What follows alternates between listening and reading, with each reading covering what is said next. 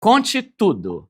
Quais são as diversificações de investimento, pensando em tudo que você tem de fonte de renda, inclusive negócios? Tá. Eu posso dar um passo atrás, Pode. antes do investimento, para algo que eu acho que é muito interessante, e isso para todos os públicos, porque cabe no bolso das pessoas, que é o seguinte fato.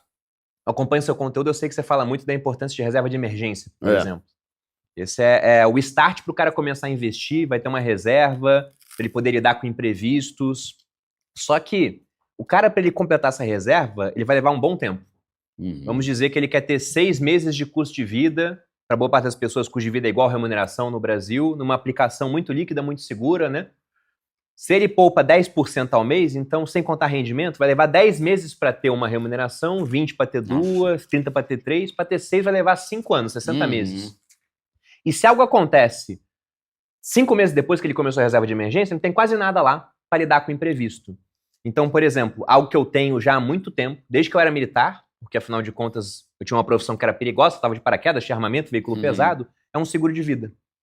Então acho que as pessoas todas deveriam ter, e com certeza aqui nesse episódio, se for olhar comentário, vai ter gente falando sobre como o seguro de vida realmente ajudou a lidar com algum tipo de problema. Inclusive, para o jovem que está assistindo, eu acho que é especialmente interessante, porque geralmente o jovem ele não faz seguro de vida porque ele pensa, eu não tenho dependente, não tenho esposa, não tenho cônjuge, não tenho filhos, e meus pais estão numa situação de vida remediada, então não precisa ganhar dinheiro se acontecer alguma coisa comigo.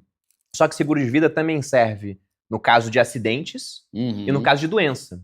E se a gente pensa no jovem, esse cara tem muito potencial para fazer muita coisa durante a vida. Então tem cara assistindo seu programa hoje com 18 anos que com 30 vai ter construído um negócio, vai ter contratado pessoas, vai estar milionário. Só que isso vai acontecer na trajetória normal da vida dele. Agora, se com 20 anos ele é atropelado e aí ele não morre, mas ele fica com uma sequela que impede ele de trabalhar como ele trabalhava antes... INSS meia boca. Exato. E aí ele não vai ter como construir aquele negócio, por exemplo, da mesma forma. O seguro de vida é isso. Você paga pouco para se proteger da pequena chance, que sempre existe, de algo dar muito errado na sua vida. Se acontecer, porque o cenário base é não ter que usar o seguro, essa é a melhor hipótese. Mas se acontecer, você recebe uma bolada para que você possa lidar melhor com o problema. É o negócio, né? Melhor ter e não precisar do que precisar e não ter, né? Exato. E é engraçado isso aí que você falou, né? É barato um seguro de vida, né? É barato. O pessoal pensa que é tipo, igual seguro de carro, que é 3 mil, 4, 5 mil, é bem menos, né? E aí você vê o seguinte, né? Seguro de carro é mais caro que o de vida, geralmente, é que depende da idade. Só que as pessoas geralmente têm seguro de carro e não têm seguro de vida. É verdade. Se eu vou numa palestra, eu pergunto assim, quem tem seguro de vida? É pouca gente. Quem tem seguro de carro? É quase todo mundo. Eu vou dar um exemplo. Imóvel, exato. que é o maior patrimônio, um monte de gente não faz seguro.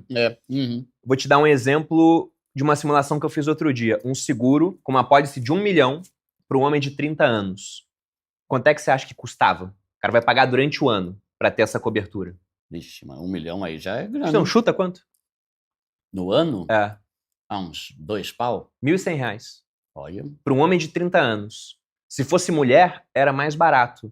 Então, por um valor muito pequeno, que se você divide mensalmente vai dar quase nada, você consegue, entre aspas, ter uma ajuda na sua reserva de emergência. Né? 1 milhão, meu, caramba. Porque se acontecer alguma coisa, esse seguro ele vem para você. Então, eu considero que antes do cara ele começar a investir, tem 3 coisas. Antes e durante, assim, né? Porque tem muita gente que não vai conseguir isso nesse momento. Mas deveria ser um objetivo de vida para as pessoas, para dar mais segurança para si e para sua família. Sim. Tem que ter reserva de emergência. Tem que ter um seguro de vida. Aí, o de 1 milhão deu R$1.000. Eu não posso R$1.000 por ano, Bruno. Então faz uma apólice de 200 mil. Já é grana. 300 mil. Vai ser mais barato, é proporcional e já te dá algum tipo de cobertura. E uma outra coisa também que é muito boa e que é mais barato para o jovem, porque ele tende a ter menos problema, é plano de saúde. Um erro que eu vejo o pessoal cometendo é que o cara fala, plano de saúde eu vou gastar 500 por mês. Dando exemplo de um cara jovem, né? Até menos do que isso muitas vezes. Mas eu quase não vou no médico. Então, ao invés de pagar o plano, eu vou pegar esses 500 e investir. E aí, quando eu precisar, eu tiro do investimento para pagar consulta médica, para pagar um remédio. Isso dá muito certo até a hora que dá tremendamente errado, que é quando o cara tem um problema grave. Uma cirurgia, né? É uma internação de UTI de uma semana. Quebrou o cara. É mais caro que o Hotel 5 Estrelas, esses negócios, né? É mais caro que o Hotel 5 Estrelas. Cara. Então, justamente por isso, são coisas que vão te dar tranquilidade ao longo da vida. Boa. Entendeu? Boa, O plano de saúde é o mais caro desses três, assim, digamos. Que seguro ele é bem dimensionável. E nem precisa, para pessoa mais simples, nem precisa ter um Albert Einstein, sírio-libanês. Só de ter algum lugar para você fazer uma cirurgia, Exato. mesmo que não seja o baita hotel, né? O Exato. baita hospital, né? Exato. Boa. Então esse é um ponto que eu considero que é muito importante. Eu tenho minha reserva de emergência, eu tenho meu seguro de vida, eu tenho meu plano de saúde, e eu tinha isso muito antes de ter o patrimônio que eu vinha construir. E, inclusive, eu acho que eu tive mais segurança para poder dar certo passo na minha vida, por saber que se alguma coisa acontecesse, eu teria esse recurso vindo para minha mão para poder lidar melhor com aquele problema. Boa. Então eu iniciaria daí. Agora, pros investimentos, como é que eu penso? Você tem um negócio muito próspero aqui no Brasil. Só que se o Brasil começa a ir muito mal, isso afeta o seu negócio, certo? A mesma coisa com o meu. Então, como eu já estou casado com o Brasil nos negócios, eu penso que nos investimentos a gente tem que equilibrar a nossa vida no sentido de buscar mais segurança. Então, eu invisto muito mais fora do que dentro do país. É mesmo? Porque o meu negócio depende do país. Então, eu prefiro ter meu patrimônio dependendo mais de coisas que não estão sujeitas às dinâmicas do Brasil. Se der ruim, teus negócios vão se lascar. Mas se der ruim, as suas finanças não vão se lascar. Exato. Tá. Então, eu considero que isso é quase um bote salva-vidas. Porque se o Brasil se mantiver o que ele é, e o que eu considero que é o Brasil? O Brasil é um aluno nota 4 na escola, que quando pega a recuperação, ele estuda, aí ele tira 8. Aí todo mundo fala, pô, o Brasil é inteligente, ano que vem vai pras cabeças. Só que ele volta a usar drogas e tira 4 de novo, entendeu? Então fica 4, 8, 4, 8, num ciclo eterno. Se o Brasil se mantiver dessa maneira, meu negócio ele vai dar certo. Tá. Agora, se o Brasil, por algum motivo que não tá no meu cenário base hoje, mas se ele realmente afundar demais, e quando o Brasil tirar 4, ele estuda, né? Mas se ele quebrar essa dinâmica e for para tirar 2 e repetir de ano, e virar uma situação tipo Argentina, né? Ou até pior do que isso, eu vou agradecer muito ao Bruno do passado por ele ter tido a ideia de investir mais fora, já que ele dependia muito de Brasil no seu negócio. E também há certos motivos estruturais que me levam a investir mais fora. Porque, como eu disse para você, eu tenho zero capacidade de prever o valor de qualquer coisa amanhã, no mês seguinte. Agora, quando a gente pega algumas variáveis e começa a imaginar quem vai crescer mais no longo prazo, eu tenho um nível razoável de certeza de que os Estados Unidos devem ter uma trajetória melhor do que a nossa. Por alguns motivos. A começar, por exemplo, por tecnologia. A bolsa lá é muito mais tecnológica, que é só banco, né? Exato, cara. Eles criam tecnologia, a gente usa. E se você pega, isso serve para pessoas, para organizações e também para países. Como é que um país ele cresce? Ele cresce sendo mais produtivo, produzindo mais. E há basicamente, de maneira muito resumida, 2 formas de produzir mais. Ou você coloca mais gente para produzir, que é a história do mundo pós-revolução industrial, crescimento demográfico. A gente está vendo essa história mudar agora. E aqui no Brasil, se a gente pega a demografia, tá ficando ruim. Porque nos últimos 30 anos, a população brasileira cresceu quase 70%. Nos próximos 30, vai crescer nada. Você estão citou tendo menos filho. Muito menos filho. Você citou que, pô, hoje o aposentado depende do INSS, mas não é suficiente. O cara ganha um salário mínimo. Ele depende dos filhos, né? No futuro vai estar pior. Porque o INSS, quando ele foi criado, lá em 1923, Lei Eloy Chaves, foi o embrião do que é o INSS hoje. Nós tínhamos 13 jovens para cada aposentado. Hoje temos 4. Nossa. Sendo que quase que 1 a cada 4 é um jovem neném. O Brasil é o segundo lugar no ranking de jovens neném, perde só para a África do Sul. Caramba. Só que no futuro, você vai ter menos jovens para cada aposentado, só que o aposentado que hoje o filho dele ajuda, esse cara não vai ter tido filho. Então ele estará pior.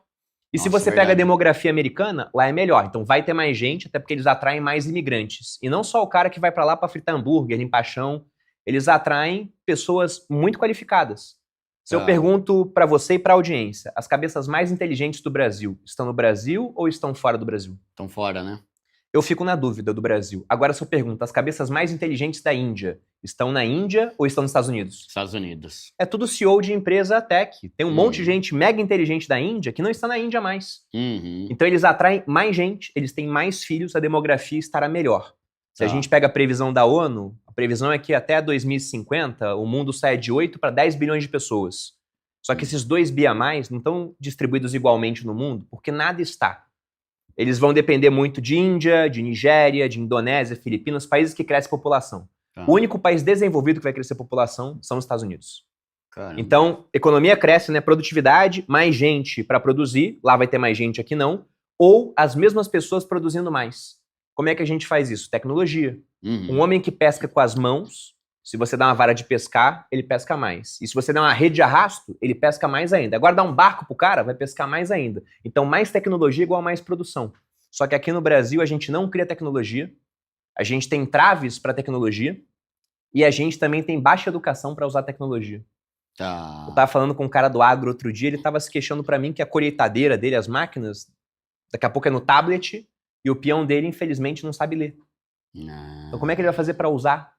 Caramba, então, né? por conta de gargalo educacional, a gente tende a usar menos tecnologia que outros países. E tudo tem a ver sempre com a educação, né? De certa forma, né? Tipo, eu tava ouvindo esses dias uma reflexão, né, sobre como é absurdo que a grade curricular, ou agora tá começando a mudar, né? Mas que a grade curricular do Brasil há poucos anos era igualzinha de 1930, 1940. Caramba, o mundo mudou muito nesses últimos 80, 90 anos, né? E a grade curricular é a mesma, né? Então, se a gente não incentiva nem o pessoal a saber usar, quanto mais ter cientistas e pessoas da prêmio Nobel, sei lá, nessas coisas, né? É muito fraco o Brasil nisso, né? E não digo nem grade curricular também. O que acontece com um aluno que ele não passa nas provas da 4ª série? Muitas vezes o pessoal fala, vai pra 5ª. Vai arrastando, né? Vai. E aí o cara, é que nem eu quando era pequeno, né? Se eu não tirar 10, eu posso tirar 5 e passar? Eu só estava com 5. Só que depois eu fui obrigado a estudar porque eu queria passar num concurso que era difícil. Agora, se o cara não é obrigado a estudar em momento nenhum, cara, vai ficando. Tá. Então, essa questão da educação no Brasil, da demografia, junto com outros aspectos, é algo que me leva a investir mais fora. Mas tem um fator que ele nem depende da gente, já estava aqui antes da gente. E ele, do tempo da nossa vida, ele é praticamente imutável, que é o fator geográfico também. Se você pensa no Brasil, é um país que tem riquezas naturais, tem um amplo litoral, tem petróleo pra caramba, né? Tem pré-sal, tem a margem equatorial, etc. Só que a geografia americana é ainda melhor do que a nossa, cara. Porque o Brasil ele só tem saída para o Oceano Atlântico, que foi o eixo da economia até metade do século XX. Agora é o Pacífico. Estados Unidos são um dos poucos países que têm saída para ambos os mares. Tá. Sendo que ele também tem outro fator muito interessante. Só tem 2 vizinhos, que são vizinhos bons, México e Canadá. Pô, Bruno, o México não é tão bom assim. Se o México fosse nosso vizinho, seria o melhor. A gente tem muito vizinho, mas são vizinhos que não são vizinhos ricos. Tá. Eu sei que no Brasil muita gente fala, pô, eu sou pobre porque fulano é rico. Como se o cara tivesse tomado alguma coisa de outra pessoa. Mas, na verdade, nas dinâmicas entre países, você vê que muito país é pobre porque o fulano, o vizinho, é pobre também. Vamos pegar um exemplo de um país emblemático. Porque, geralmente, países que não têm saída para o mar são mais pobres. Aqui na América do Sul, a Bolívia não tem saída para o mar. É um país mais pobre. E tem um país que não tem saída para o mar, não tem riqueza natural, não tem ouro, não tem prata, não tem petróleo. Se for buscar, não deve ter um saco de carvão para chamar de seu no seu território. O solo não é bom para agricultura. O clima não é dos melhores. A população, não bastando tudo isso, ela é pequena, então tem pouca gente para produzir e fala 4 idiomas diferentes. E idioma é maneira de você produzir mais, né? Me coloca numa roda com 10 brasileiros, eu produzo bem. Me coloca numa roda com 10 japoneses, eu não produzo, eu não entendo o que eles querem. Vou passar o dia todo lá fazendo mímica, né? Para ver se eu consigo me comunicar com os caras. Mas esse país é rico, é a Suíça. E aí há N motivos para isso. Muita gente fala, é paraíso fiscal. No Caribe é cheio de paraíso fiscal, todo mundo miserável. Um dos pontos que ajuda a Suíça, que não tem saída para o mar, é que os vizinhos são França, Alemanha e Itália. Todo mundo é rico. Tá. Aí como eles são ricos, eles podem importar coisas da Suíça, eles podem contratar serviço. Então, ter vizinhos ricos é bom. Vizinhos americanos, Canadá, rico. E o México não é rico, mas se fosse nosso vizinho seria o melhor. Comparado com o que a gente tem de vizinho, exatamente. Né? E aí, se você pega também, dentro do território americano, eles têm a bacia do Mississippi, que é uma bacia que tem muitos quilômetros de rios navegáveis. É uma bacia com quilômetro de rio navegável do mundo. Isso propicia para os americanos o menor custo de frete hidroviário do planeta. E transportar por rio é muito mais barato que por ferrovia, que por sua vez é muito mais barato que rodovia. Por que no Brasil tudo é muito caro? Um dos fatores é, a gente tem ferrovia e hidrovia aqui? Não. No geral, a gente usa rodovia para transportar carga.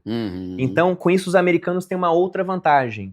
Eles expandiram para o oeste para não ter mais vizinhos, né? Tem um amplo território, tem muita riqueza natural. Aí você vai pegar e comparar com outros países, a Rússia, por exemplo. Cara, não tem saída para o mar boa igual os americanos. A China, mesma coisa, não são autossuficientes em energia nem em alimentação. Então, os fatores geográficos lá também são muito favoráveis. A gente pode falar que, pensando em fatores econômicos, os Estados Unidos, eles ganharam a loteria geográfica do mundo.